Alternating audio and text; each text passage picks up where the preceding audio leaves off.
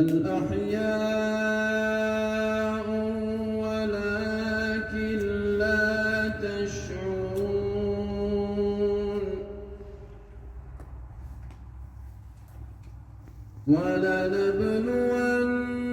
ولنبلونكم بشيء من الخوف والجوع ونقص من الأموال والأنفس والثمرات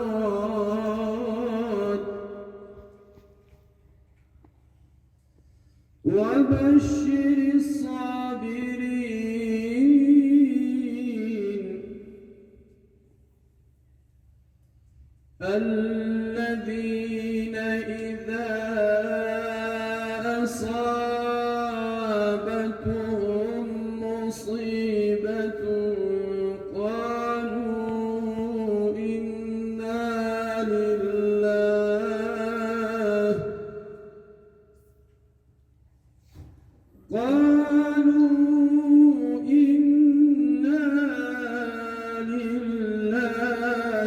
وإنا إليه راجعون صدق الله العظیم. خوشا چشمه که دیده در جهان روی محمد بدیده کرد و سرمه گردیگ سوی محمد را غمی محراب عالم شد بنا استاق ابرویش همه آریدن تاق ابروی محمد را همه آریدن تاق ابروی محمد را بهترین انبیا جز محمد نیست در هر دو سرا بهترین انبیا جز محمد نیست در هر دو سرا یا رسول الله به احوال خرابی ما ببین رو به خاک افتاده از شرم عصیان بر زمین مذنب چون من نباشد در تمامی امتت شافعا شو از عنایت یا شفیع المذنبین یا به حسنی خود رسانو یا به کویت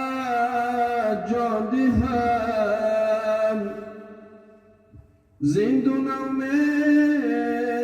نگردان یا چنان کن یا چنین بگذرم چون از جهان یادم کنید در کجایی گفته فریادم کنید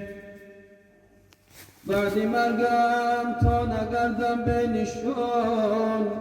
ذکر خیر دوستان شادم کنید گر خطای رفت از من معذرت آن خطا بخشید و آزادم کنید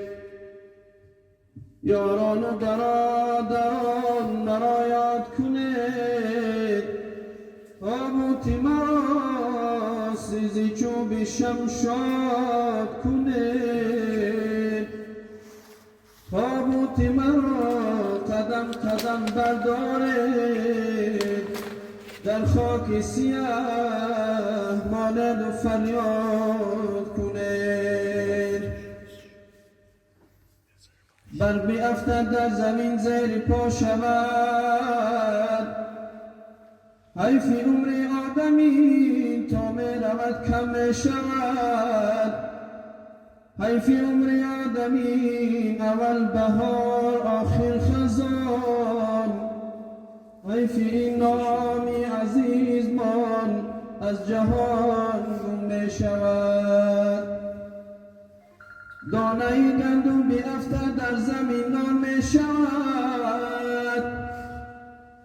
تلخی جان کندنت از مال مردم می شود ای برادر تو بیا از مال مردم توبه کن که مال مردم در قیامت ما رو کژدم می شود ای برادر تو بیا از مال مردم توبه کن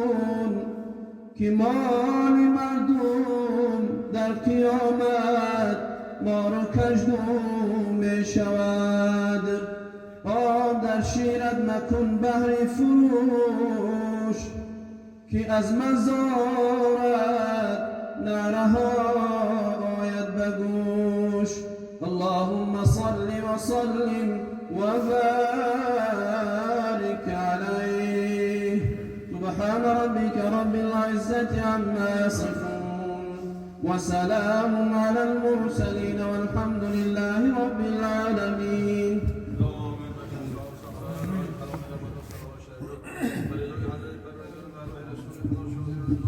آمين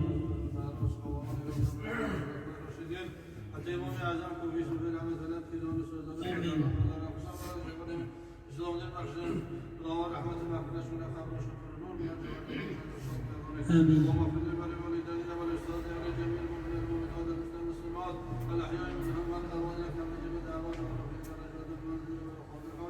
اللهم ربنا آتنا في الدنيا حسنة وقنا عذاب النار اللهم لا خير شرور قدر من خطر على جشع براء رزق وما عمل من شر الله فنرحم وحمل